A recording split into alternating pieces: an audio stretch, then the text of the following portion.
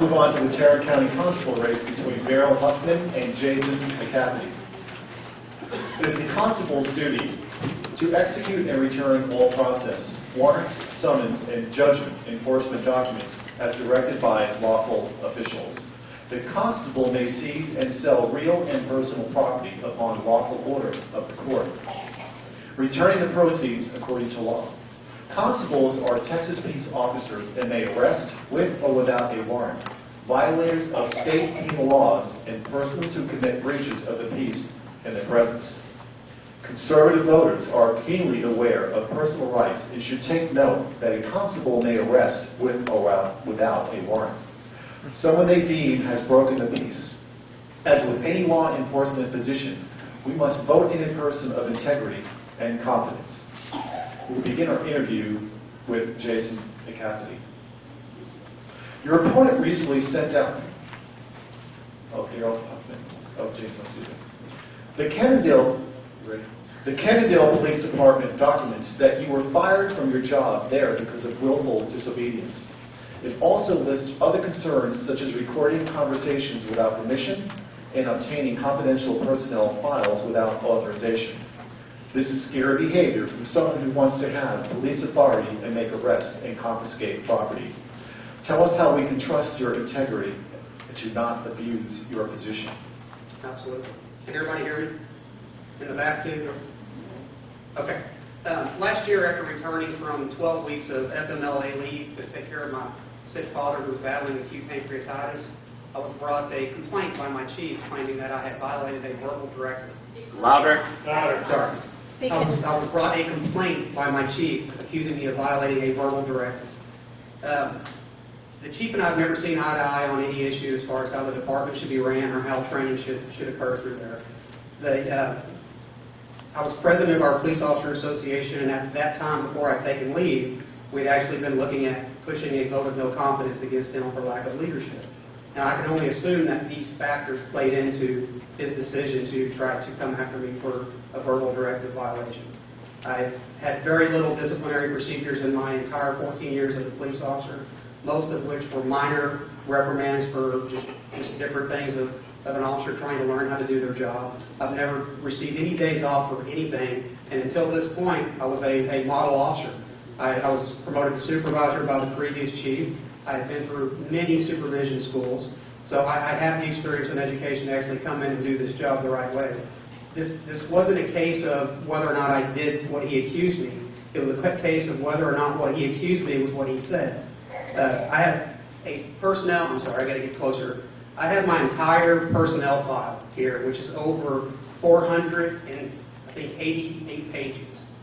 Many of this is going through and doing training and things of that nature, but over 70-something pages is my appeal process, the entire portion of what happened at that organization, with letters of recommendation from previous supervisors, from a current supervisor, my captain of one who gave me one, and also officers that worked under my under my shift that came to my defense and said that this didn't happen.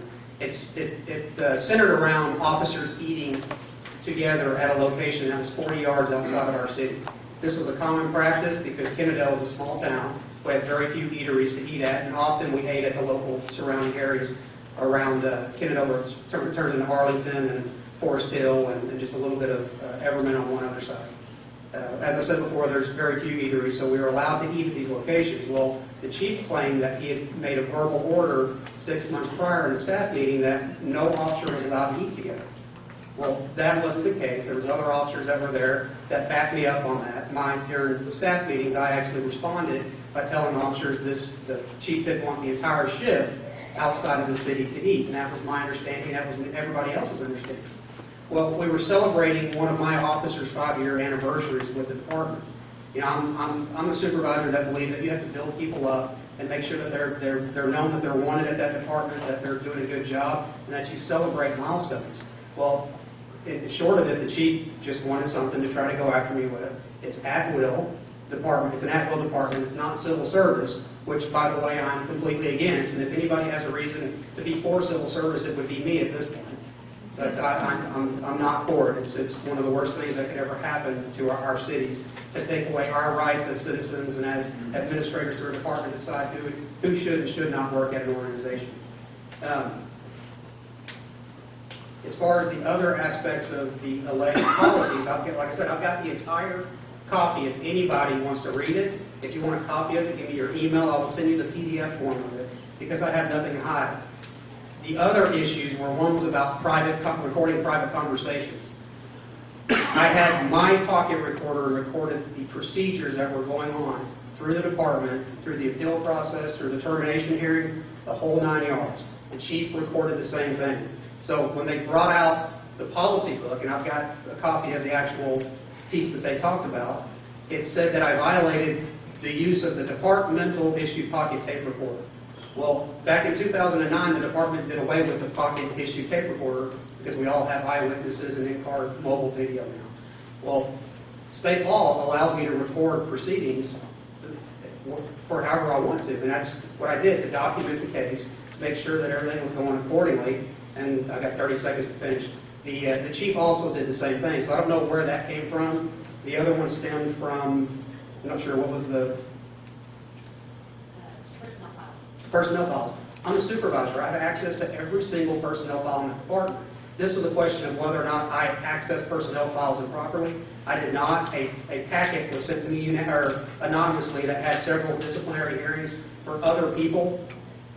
And I turned that into the city manager, said this was what was sent to me in the mail, and then that's what he added in. So, again, I've got 10 seconds to finish, but I have the entire file here. It speaks volumes if you read everything. Everything was disputed. It didn't happen. And if anything, I'm guilty of having too big of a heart wanting to build up my troops.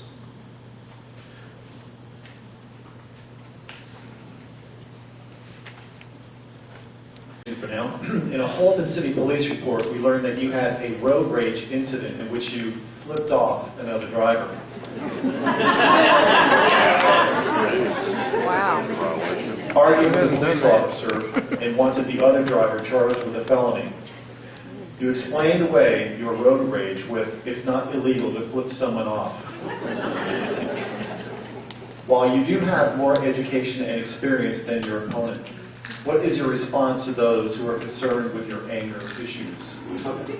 First off, I think you can obviously see I have 2 no minutes. anger. I've got 2 minutes. Okay. I do not have anger issues. There's been a lot of negative campaigning in this campaign brought solely on by my opponent who has no education, no experience to do this job. Now, I'll take follow-up questions later on, but I have an MBA, I have a bachelor's degree, I've been to Grant College. I have the experience to do this. I'm an administrative lieutenant now.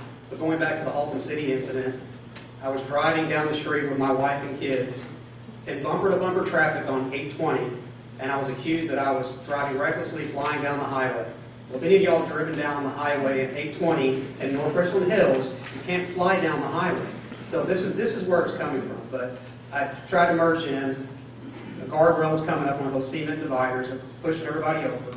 A car behind me honked at me. We merged in. That car moved, changed lanes. We continued down the road at about 5 to 10 miles an hour.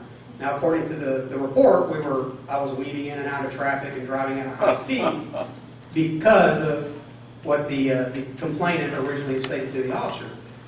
However, that didn't happen. Once I exited to go to my sister's apartment, my wife noticed she thought somebody was following us, so I looked in the rearview mirror, turned down one street. Of course, the car turns with me, turned down another street, the car is still there. So at that point, I'm thinking, there's somebody following us. Well, we come up to a red light, and the car comes right up, almost strikes my vehicle. The person in the car is waving their hands frantically. I have 30 seconds to finish this. In short, it didn't happen. The officer, if you read the report, I'm sure many of you have gotten it, there's no statements ever taken from anybody in the case. The officer put his opinion in the report. All officers are taught to put facts, dragnet, just the facts.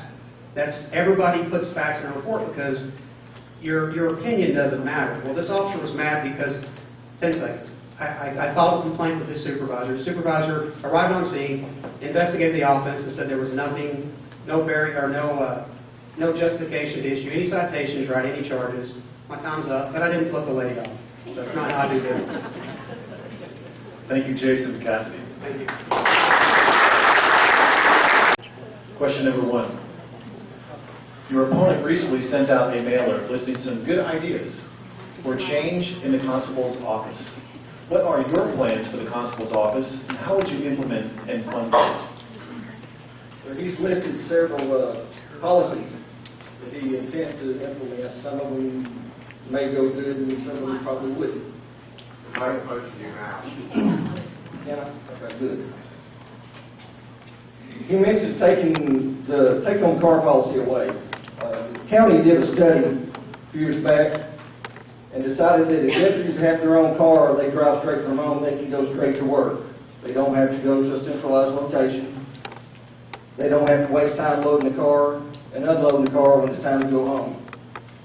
So they decided to leave that in place. However, I will look into this, study it, and get other opinions before I make a decision.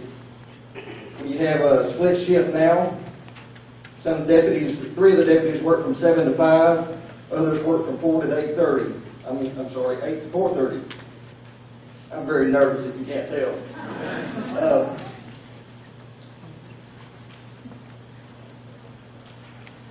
Due to our supervisor, our current constable, he's had health problems and he hasn't been in the office every day.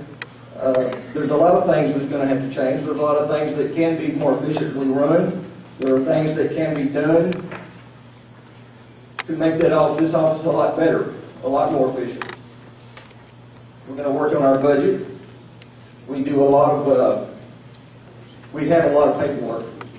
The county, we take care of the delinquent tax sales, and we. Are you getting this signal?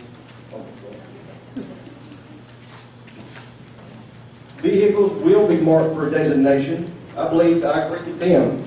It's a safety issue, but it's not my call right now. Some of our cars are marked, some of them are not. Our issued uniforms will be used along with other designated uniforms. And we will have an updated policy and procedures manual that will be used. Question number 2. An email is circulating that states you were released from the Crowley Police Department during your probation period due to excessive absence, and that you falsified your qualifications on your application. What is your response to this? When I started working for Crowley, I developed a condition, I don't remember the exact term for it, dry socket in my ankle. The more I walked, the more weight I carried, the more painful it got, and it got to the point where I had to go see a doctor. The doctor put me on light duty. The chief down there decided he didn't want to pay me light duty, so he sent me home without pay. I went home without pay for 4 months. When I went back to the doctor the last time, and the doctor told me, he said, "I'm not sure if I'm helping you, I need you to see a specialist. And that's going to take at least another month or 2 till you can get in his office. He's the only one that I think can take care of this problem." So I went back to Crowley, talked to the chief, Chief Nimitz, advised him about what I'd been told, and he said, "Okay, well, you're still under the 12-month probationary period, and they decided not to let me stay. They didn't want to wait, which was fine. We were under no contract. I was not fired for any disciplinary actions. In terms of education and training, your opponent has more experience than you. Please explain in what ways you are more qualified for this position. Like I said, I've worked for this office for 6 years, the last 3 being the sergeant supervising the South Lake Delinquent Tax Office. I've been to several county-sponsored supervisor classes in schools. I'm a current student at the University of Texas at Arlington. I've attended Tarrant County College, and I do a 40-hour training class every year for constables only that are mandated we have to take. I have had several performance reviews, and I've been endorsed by the current constable because of my performance. He thinks that I need to be in this office next time. Audience questions?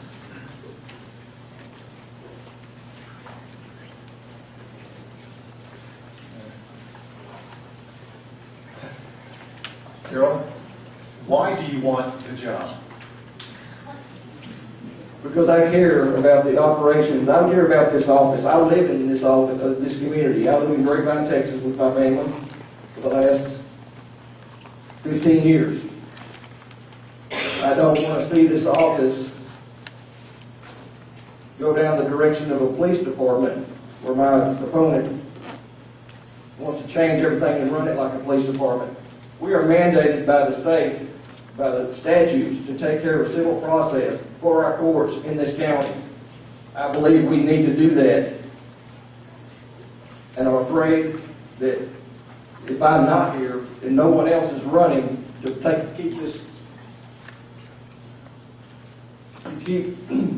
keep this process going, our courts and our lawyers in this community we serve will be in gravely injustice. They just won't get the service they will need. Thank you very much.